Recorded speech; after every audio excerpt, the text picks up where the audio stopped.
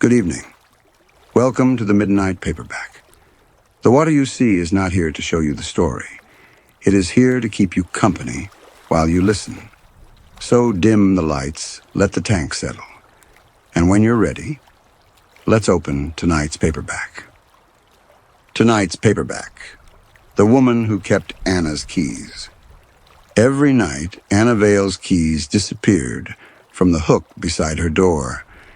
Every morning, she found them in the pocket of her gray wool coat. She did not remember wearing it. She did not remember leaving the apartment. No one who met her that day noticed anything wrong. There were 5 keys on the ring. 4 always faced the same direction. The apartment key did not. Part 1. The Empty Hook. At 2:13 in the morning, Anna Vale found the key hook empty and heard someone turn over in her bed. The sound was small, a mattress spring accepting weight, a sheet dragged softly across cotton, the patient wooden complaint of the bed frame against the wall. Anna stood in the narrow hallway with one hand still raised toward the hook. 3 brass pegs had been screwed into the wood beside the front door. The top one held a folding umbrella. The bottom one held a canvas grocery bag. The middle peg, polished pale by 7 years of use, held nothing. Her keys were always there. Anna had made rules for herself after her mother became ill. Not important rules. Not the sort written in legal documents or spoken aloud at family meetings. Smaller ones. Glasses beside the sink. Medication above the kettle. Wallet in the blue dish. Keys on the middle hook. A thing returned to its place could not become lost. A repeated act could be trusted when memory could not. From behind the bedroom door came a long, slow breath. Anna lowered her hand. The apartment was dark except for the lamp above the stove. Its weak yellow light reached halfway down the hall and ended at the bedroom door. The door was closed. Anna remembered leaving it open. She remembered coming home from work, warming soup and sitting on the sofa with a book she had not managed to finish. She remembered looking at the clock at 11:40. After that, there was a soft place in her memory. Not darkness exactly, more like a page from which the print had been washed away. She looked down at herself. She was wearing the gray trousers she wore to the office, and a cream blouse with the sleeves rolled to her elbows. Her feet were bare. A faint ring of cold water marked the kitchen tile behind her, though she was not holding a glass. The bedroom mattress creaked again. Someone was in there. The first explanation arrived quickly because sensible explanations usually did. A burglar. The second arrived because the first made no sense. A neighbor had entered the wrong apartment. The third came more slowly. She had invited someone home and forgotten. Anna recoiled from the thought as soon as it formed. She had not been drinking. She did not take sleeping tablets. There was no one she would have invited into her bedroom without remembering. Hello? Her voice sounded thin in the hallway. The breathing stopped. Anna stepped backward until her shoulder touched the front door. The deadbolt was turned. The chain was fastened. No splintered wood. No damaged lock. Whoever was inside had either entered before Anna secured the door or possessed a key of their own. Her missing key. She reached for the bedroom handle. It did not turn. The little brass privacy lock had been engaged from the inside. Anna kept her fingers on the handle. I know you're in there. Nothing answered. She imagined a stranger standing soundlessly on the other side, one hand wrapped around the knob, listening to the blood beat in her fingers. Then the breathing began again. Anna held her own breath. The woman in the bedroom inhaled. Anna inhaled. The woman exhaled. Anna exhaled. For several seconds, the breaths fell into the same rhythm so perfectly that Anna could not tell which of them had started it. She released the handle. The kitchen held no useful weapon. Anna owned 4 knives, all small and increasingly dull. She selected the heaviest saucepan instead and carried it to the front room. The sensible thing was to leave. She could unfasten the chain, cross the hall, and wake Mr. and Mrs. Harrow in number 12. She could call the police from there. But leaving meant abandoning the apartment to whoever was in the bedroom. It also meant opening the front door without knowing where her keys were. Anna pictured herself standing in the hall in bare feet, while the bedroom door opened behind her. She put the saucepan down. Her telephone lay on the side table. The screen showed 2:14 a.m. There were no missed calls, no new messages. The last thing she had sent was a note to her co-worker, Mira, at 4:20 that afternoon. "Don't let me forget the Mercer file tomorrow." Mira had replied with a thumbs up. Anna dialed the emergency number, then stopped before pressing the final digit. What would she say? "Someone may be sleeping in my bedroom." No, she had not seen anyone. No, there was no sign of forced entry. Yes, the door was locked from the inside. Yes, she lived alone. She ended the call before it connected. At the kitchen table, she found a pen and wrote on the back of an envelope, "Who are you?"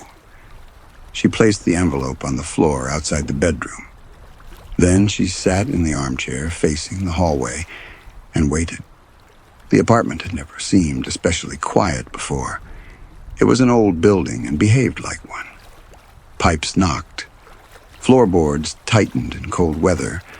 The lift groaned behind the walls as if carrying something heavier than people. That night, every ordinary sound seemed to pause before reaching Anna, as though listening first. At 3:10, the upstairs tenant crossed her bedroom. At 3:40, a delivery truck reversed on the street. At 4:05, the refrigerator motor stopped. The breathing behind the door continued. Anna did not remember closing her eyes. One moment, she was watching the envelope on the carpet. The next, she was standing in the kitchen. The clock above the stove read 1:57. For several seconds, she assumed only a few minutes had passed. Then she saw that the envelope was gone.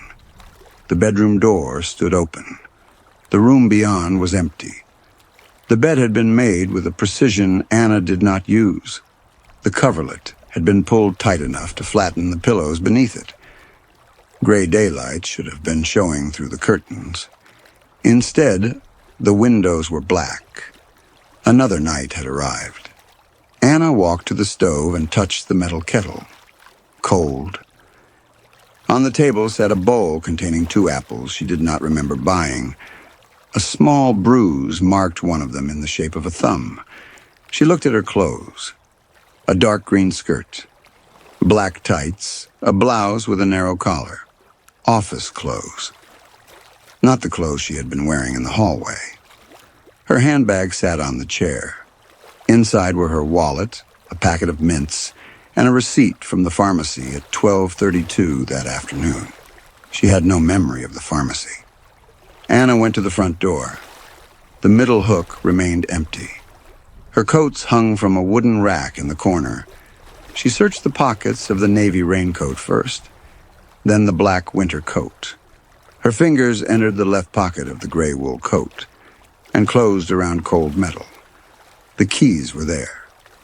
Anna drew them out slowly. 5 keys on a plain brass ring. Front door, mailbox, office, storage room. A smaller key belonging to a suitcase she no longer owned. Everything was present. But the apartment key had been turned backward on the ring. Its teeth faced away from the others. Anna always kept them facing the same direction. It prevented them catching in the lining of her bag. She removed the apartment key and replaced it correctly. Then she hung the ring on the middle peg. The wood made a small, familiar tap. Anna stood beneath it for a long time. Sleepwalking could explain the missing hours. It could explain the changed clothes, the pharmacy receipt, perhaps even the keys. It did not explain the locked bedroom. It did not explain the breathing. She opened her telephone and called Mira. The call rang 6 times before Anna remembered the hour. Mira answered on the 7th. "Anna?" Her voice was thick with sleep. "I'm sorry. Are you all right?" Anna looked toward the open bedroom. "I think I'm losing time." There was silence on the line. Not the silence of disbelief. Mira's silence was careful. "How much time?" "I don't know. Hours, maybe a day." "Where are you?" "At home." "Have you taken something?" "No." "Are you hurt?"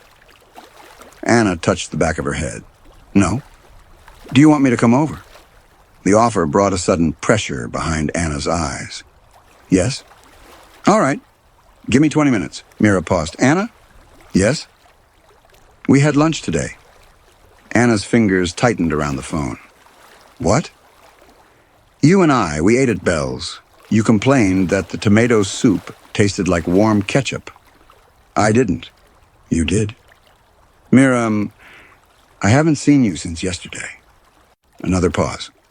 "Anna, you were at your desk until 5:30. The lift moved somewhere beyond the wall. Anna watched its numbers descend through the gap beneath her door, a faint pulse of mechanical light. "What was I wearing?" "The green skirt." Anna looked down. "And the cream blouse with the collar." Anna did not speak. "You seem tired," Mira said. "But you knew who I was. You finished the Mercer file. You reminded me that my dentist appointment is Thursday." "I don't know anything about your dentist." "You put it in my calendar yourself." Anna turned toward the bedroom. The tightly made bed waited beyond the doorway. "Mira, don't come here." "Why?" "Because I don't know who you had lunch with." Part 2. The hours she did not own. By morning, Anna had built a small system of traps. She used clear sewing thread across the front door, fastening one end to the frame with wax. She placed a grain of uncooked rice on top of the bedroom handle. She drew a narrow pencil line across the lid of the sugar bowl and wrote the time on a strip of paper beneath it. At the kitchen table, she opened a new notebook. On the first page, she wrote, "My name is Anna Vale. I live alone. I'm awake at 3:18 a.m. My keys are on the middle hook. Someone has been inside the bedroom." She underlined the last sentence twice. The notebook had been a gift from her mother. Its cover was blue cloth, faded white at the corners. Eleanor Vale had bought notebooks for every purpose: grocery lists, telephone numbers, symptoms, appointments. Later, when remembering became difficult, she labeled each one with large printed words. Things that happened. Things people said. Things I must not forget.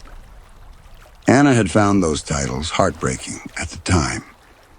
Now she understood their practicality. She placed the notebook beneath the sugar bowl where any movement would break the pencil line. Next, she opened the voice recorder on her telephone and set it on the floor outside the bedroom. She did not know when the lost time would begin. The previous night, it had taken her without warning. That frightened her more than the woman behind the door. Anna made coffee and sat at the table to wait. At 4:30, her eyes burned. At 5:10, she stood and walked around the kitchen. At 5:26, the first bus of the morning sighed at the corner. Anna wrote the time in the notebook. At 5:27, she heard the bedroom door close. The sound came from behind her. Anna turned. The door was shut. She had not seen anyone cross the hallway. She moved toward it, but the floor seemed to tilt beneath her feet. The apartment lamp stretched into a long yellow line. Then the line folded. When Anna became aware of herself again, she was sitting on the edge of the bathtub. The light was on. The clock on her telephone read 2:06 a.m.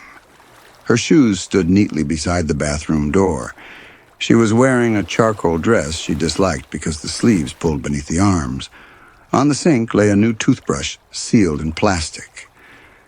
Anna rose too quickly and caught herself against the wall. The sewing thread across the front door was gone. The grain of rice had vanished from the bedroom handle. The sugar bowl had been moved. Her notebook remained beneath it. The pencil line was broken. Anna opened the book.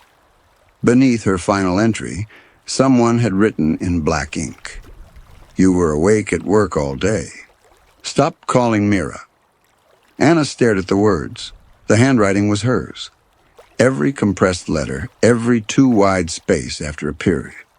The final stroke of the A leaning too far left. She had written this.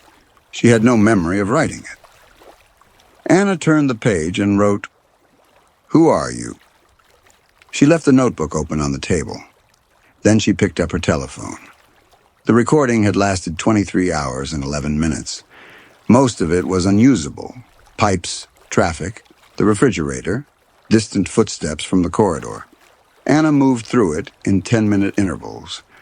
At 7:04 a.m., the front door opened. At 7:05, it closed. Keys struck the wooden hook. At 7:08, a woman crossed the hallway. Her footsteps were Anna's footsteps. Right heel slightly harder than the left. For 11 hours, the apartment remained empty. At 6:12 p.m., the front door opened again. A handbag landed on the chair. The kettle filled. A cupboard opened. At 7:30, the woman spoke on the telephone. Anna recognized Mira's voice faintly through the speaker. The conversation was ordinary. Work. A missed deadline. Someone named Peter who had ordered flowers for the wrong office. The woman laughed. Anna stopped the recording. Her own laugh had always embarrassed her. It came out too suddenly, higher than she expected. The woman on the recording laughed exactly that way. Anna forced herself to continue. At 10:48 p.m., water ran in the bathroom. At 11:16, the bedroom door closed. The brass lock clicked. For nearly 3 hours, there was only silence. Then, at 2:13 a.m., Anna heard herself say, "Hello?" The voice was distant, coming from the hallway. The recorder had captured her standing outside the bedroom. Another sound moved beneath it. Breathing. One breath close to the telephone. One farther away, inside the room. Anna replayed the section. The two breaths rose and fell together. She stopped before they finished. The next night, the notebook contained an answer. "I am Anna Vale." Anna read it twice. Then she wrote beneath it, "So am I." She waited for anger, but what came was worse. Pity. The handwriting looked frightened. The following night, there was another message. "You have to stop." Stop what? Using my phone, contacting my friends, going through my things. They are my things. No. Anna pressed the pen so hard against the paper that the nib tore through. She searched the apartment more carefully after that. The cupboards contained groceries she would not have chosen. A jar of expensive honey, black tea, tin pears. The bathroom cabinet held a new face cream and a prescription bottle bearing her name. Anna read the label, a mild sedative. Take 1 tablet at night as required. The bottle had been filled 4 days earlier. Only 2 tablets remained. Anna opened the notebook. "Are you drugging me?" The answer came the next night. "I tried. It made me sleep longer. It did not stop you." Anna closed the book. Someone had swallowed those tablets. Someone with her name. Someone with her face. The thought had been circling the edge of her mind since Mira's telephone call. But Anna had refused to look directly at it. Now it stood in the room with her. She went downstairs. The building had no proper lobby, only a narrow entrance, tiled in cracked marble, and a wooden desk occupied at night by Mr. Ellery, the caretaker. He was reading a racing paper beneath a green lamp. When Anna approached, he looked over his glasses. "Forgot something?" Anna stopped. "Did you see me leave?" "Not since this morning." "What time?" "Usual time, just after 7. "And I came back?" 6 or thereabouts." You're certain? Mr. Ellery folded the paper. Is something wrong, Miss Vale? What was I wearing? He studied her. The green coat? Anna had found the green coat on the bedroom floor earlier. She had no memory of putting it there.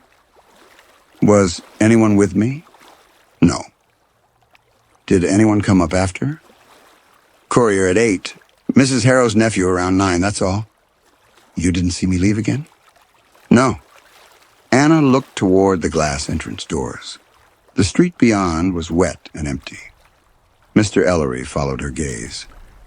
You came down last week asking the same thing. Anna turned back. When? Tuesday. Middle of the night. What did I say? You asked whether another woman had been using your key. Anna pressed her fingers flat against the desk. And what did you tell me? I told you the lock only records one tenant key. The lock records entries? Since the insurance inspection. Can you check mine? Mr. Ellery hesitated, then opened a small computer beneath the desk. He searched for her apartment. One entry yesterday morning, one in the evening. Nothing after midnight? No. So nobody entered my apartment? Not through the front door? Anna almost laughed. There was no other door. Back upstairs, she checked the mail slot. A white envelope had been pushed halfway through. Final move-out confirmation. The letter inside thanked Anna Vale for providing notice. Her tenancy would end Friday morning. Friday was 2 days away. Beneath the letter was an invoice from a moving company and a lease agreement for an apartment across town. The new lease carried Anna's signature. Her signature was a little more upright than usual, but it was hers. The other woman was leaving. Anna sat on the hallway floor with the papers around her. The apartment had belonged to her for 7 years. She had chosen the curtains. She had painted the kitchen shelves. She had repaired the loose tile beside the bath, with white adhesive that never quite matched. Her mother had visited this apartment when she still knew which building it was. On good afternoons, Eleanor sat in the kitchen and peeled apples into a single curling strip. On bad afternoons, she stood by the front door holding Anna's keys and asking when her daughter would be home. Anna remembered taking the keys gently from her. I'm right here, Mum. Eleanor had looked directly at her. No, she had said. You aren't. Anna gathered the moving papers. In the kitchen, she opened the notebook. You cannot take my home. The answer appeared the following night. It was never yours. Part 3. The woman in the bedroom. Anna began searching for records the other woman had not intended her to find. The obvious places held nothing. Desk drawers, wardrobe, under the mattress, behind books. The apartment was too small to keep secrets comfortably, but Anna knew how she herself hid things. Not in places no one would discover.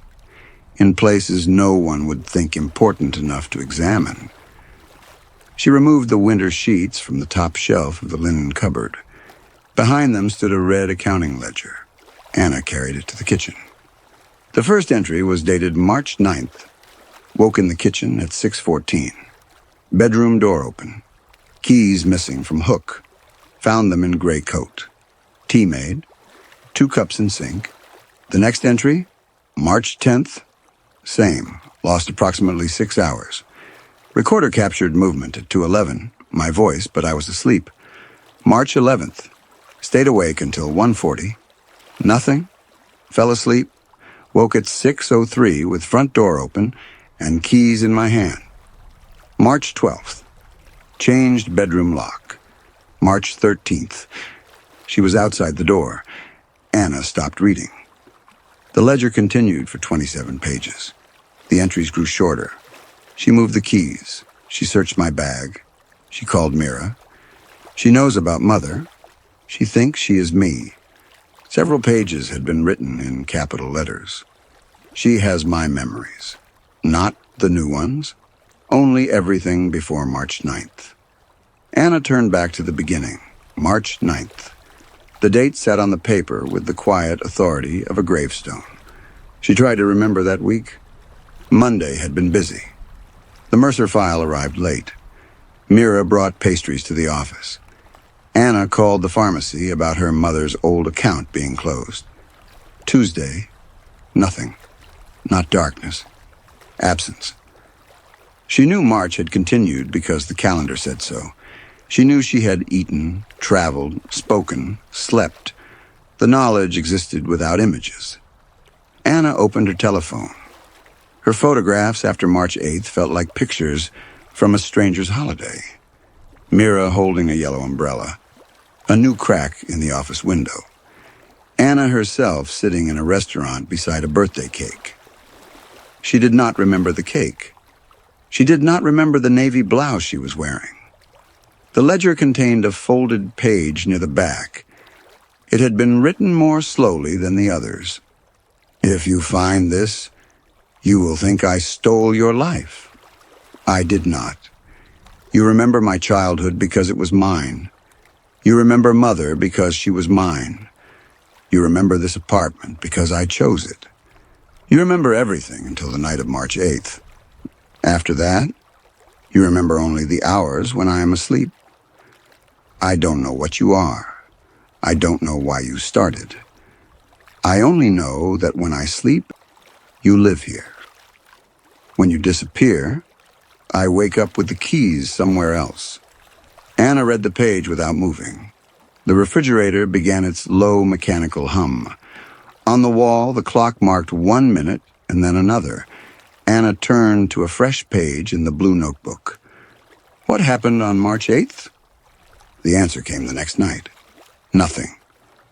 That answer frightened her more than any other. No accident, no seance, no object brought home from a locked attic. Nothing that could be reversed. Anna wrote, "Why are the keys important?" The next reply was longer.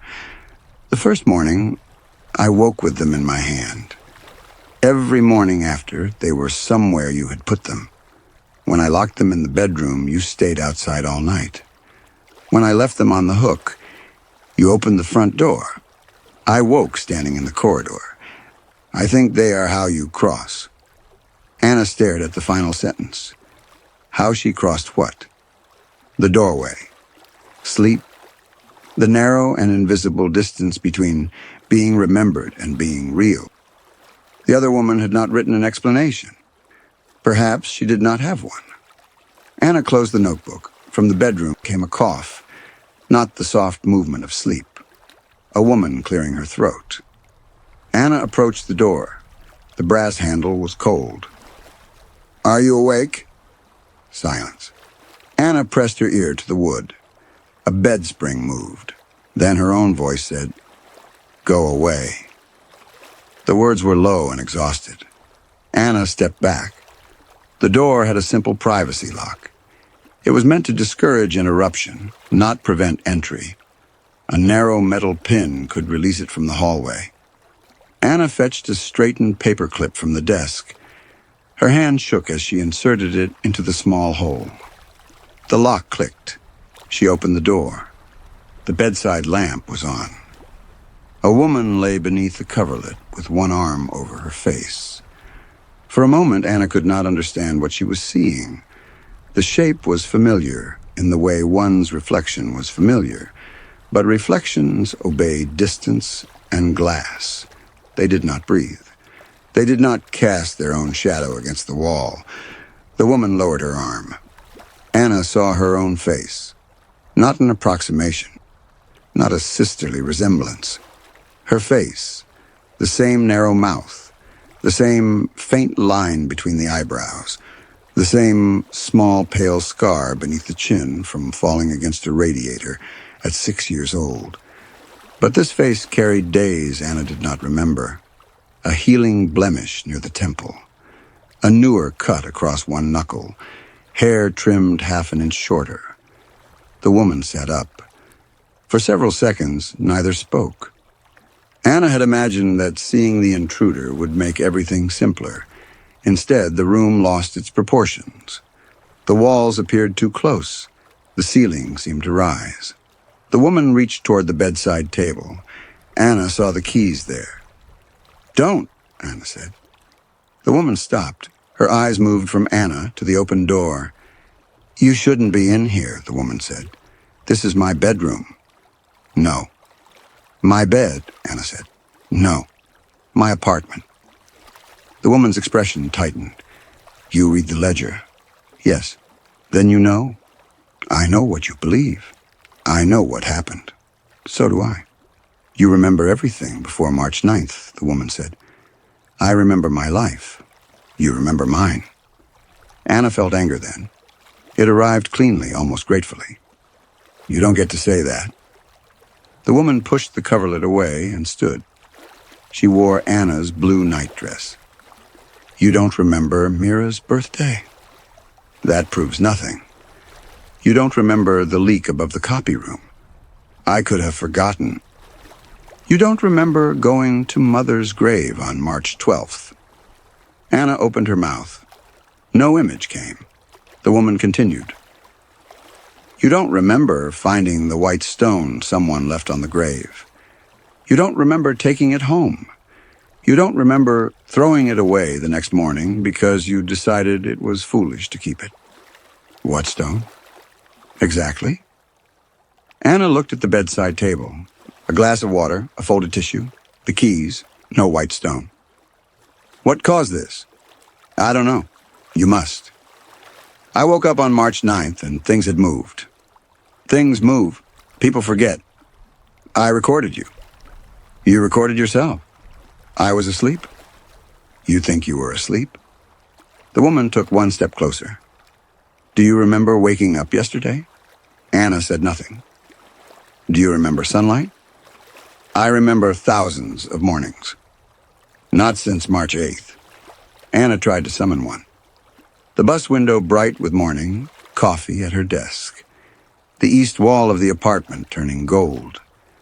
The memories were available, but all of them belonged to older days.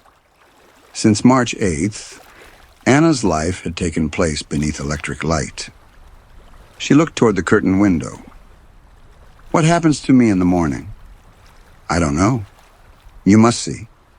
I wake up. You're gone." "Gone where?" "I don't know." "You never looked?" The woman's face changed. Fear loosened something around her mouth. "I'm afraid that if I look too closely, you'll still be here." Anna understood then that the woman was not lying. She was not a patient captor managing a delusion. She was terrified. That should have comforted Anna. It did not. "You're moving." "Yes." "You think leaving will stop me?" "I think it might." "And if it does?" The woman's eyes lowered. "I'm sorry." Anna laughed once. The sound made both of them flinch. "You're sorry?" "I haven't slept properly in 4 weeks." "I haven't seen morning in 4 weeks." "You aren't supposed to be here." "Neither are you, according to me." "This is my life," the woman said. "It feels like mine." "It isn't."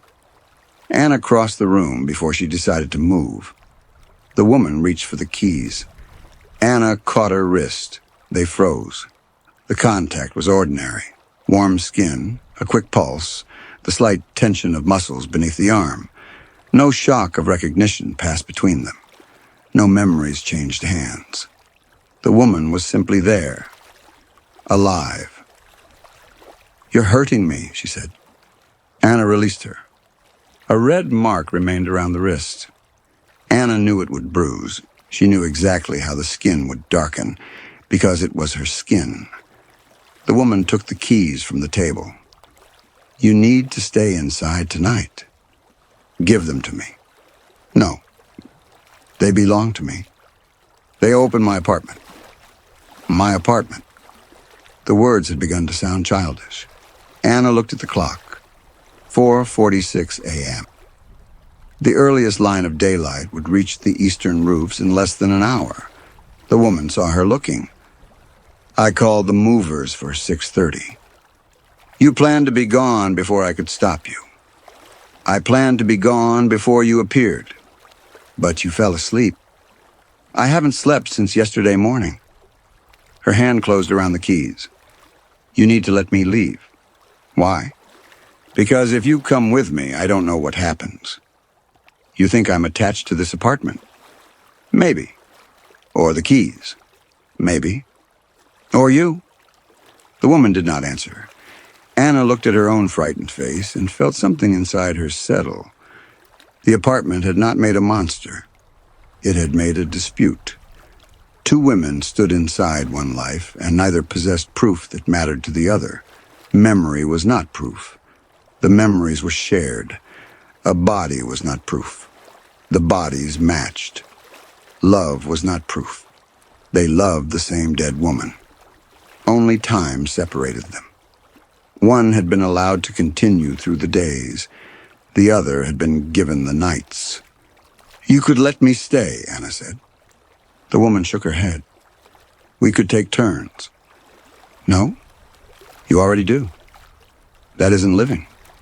It is for me. The woman's face hardened. So do you. Every night you use everything I built. I built it. You remember building it. Anna rose. The woman moved one hand toward her pocket. Anna stopped several feet away. I don't want to hurt you. Then don't. I want to live, Anna said. So do I. The simple answer ended the argument. There was nowhere beyond it to go.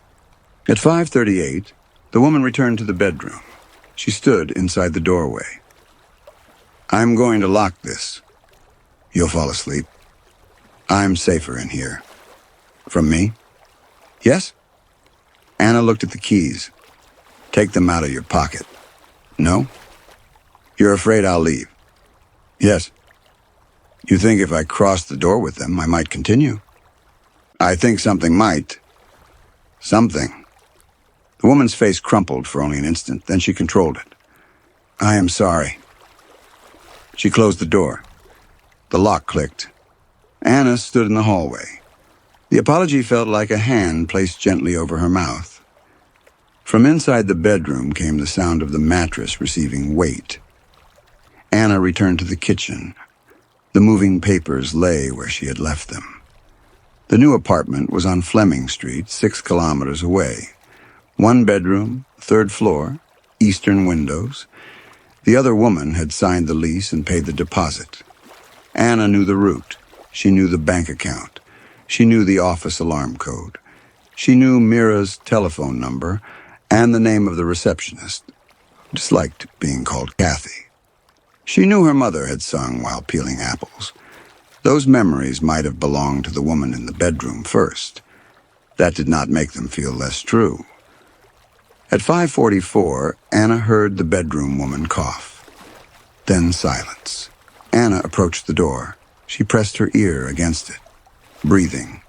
Slow. Deep. The woman had fallen asleep. Anna opened the lock with the paper clip.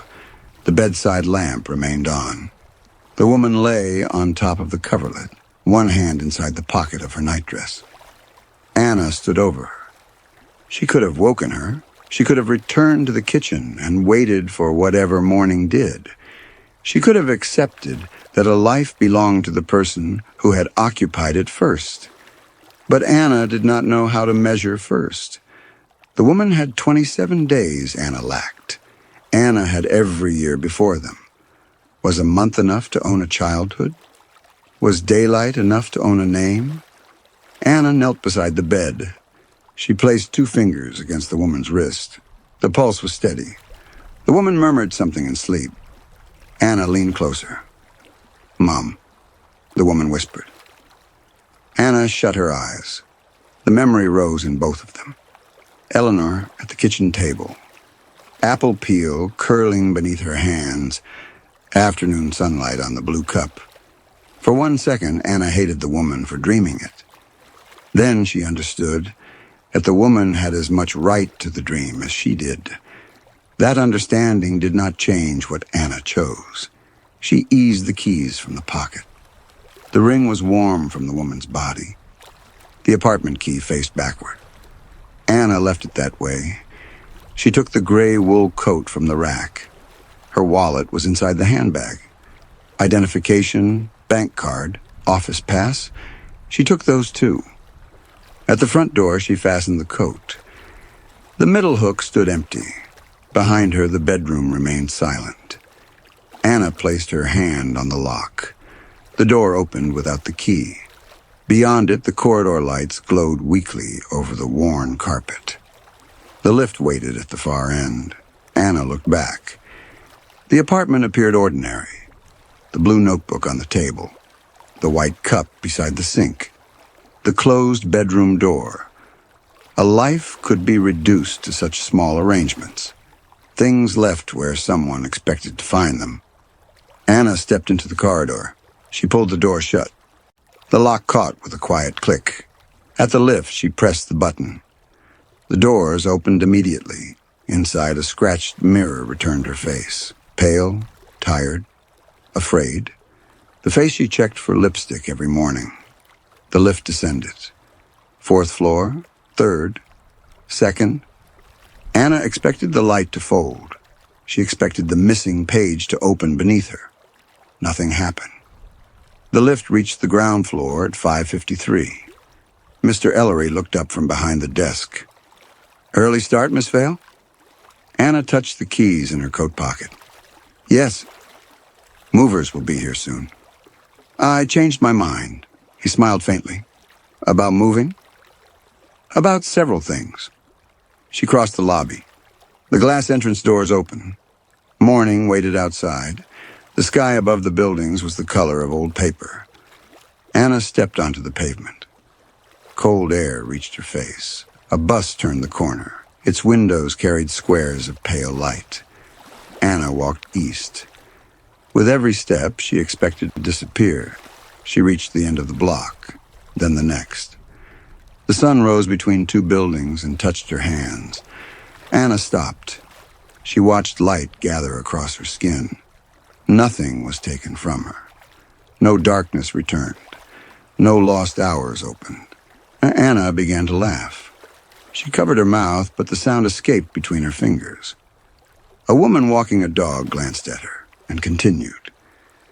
Anna stood in the morning with the keys held tightly inside her pocket. For the first time in 27 days, she saw her own shadow. The last page. Anna moved into the apartment on Fleming Street. The movers found the old apartment empty when they arrived. At least, that was what Mr. Ellery told her when he called. The front door had been locked. The bedroom had been open. The bed was made. No one answered when he searched the rooms. Anna did not ask whether the blue notebook remained beneath the sugar bowl. She did not return for it. The apartment on Fleming Street had white walls, narrow windows, and a small brass hook beside the door. Anna replaced the hook. She bought one with 3 pegs, umbrella on top, grocery bag below, keys in the middle. She went back to work. Mira studied her the first morning. "You look different." Anna removed her coat. "Better or worse?" "I don't know." Mira touched Anna's arm. "You frightened me." "I'm sorry. Are you still moving?" "I already did." Mira frowned. "I thought the movers were going to the old place." There was a change. Mira waited for an explanation. Anna smiled. After a moment, Mira returned to her desk. Life accepted Anna more easily than Anna accepted herself. Her pass opened the office door. Her signature matched the one at the bank. Her mother's photographs recognized no difference. At night, Anna resisted sleep. She kept the keys beneath her pillow. For the first week, she woke every hour and touched them. During the second week, she moved them to the bedside table. During the third, she slept until morning. Nothing changed. No lost messages appeared. No food moved. No breathing came from the other side of the bedroom door. Anna began to believe the woman had belonged to the old apartment. Or perhaps there had never been 2 permanent women. Perhaps the keys had carried only one life across the morning, and Anna had been the one holding them. She did not allow herself to wonder what that meant for the woman in the bed. On the 22nd night, Anna came home late. She ate standing at the kitchen counter and left the dishes in the sink. Before bed, she held the keys in her palm. The apartment key still faced backward on the ring. Anna had tried twice to turn it. Each time, she found it reversed again the following day. She no longer corrected it. That night, she hung the keys on the middle peg. The wood made a small, familiar tap. Anna went into the bedroom. She closed the door. She turned the brass privacy lock. At 2:13 in the morning, the key hook moved. One quiet wooden knock reached her through the apartment. Anna opened her eyes. Footsteps crossed the front room. Bare feet. Right heel slightly harder than the left. They stopped outside the bedroom. Anna did not move. The handle turned once. The lock held. From the hallway, a woman whispered, "I know you're in there." Anna held her breath. The woman outside held hers at exactly the same time. And that is where tonight's paperback ends. You've been listening to the Midnight Paperback. If this quiet shelf feels like home, subscribe and return after dark. Until the next story. Good night.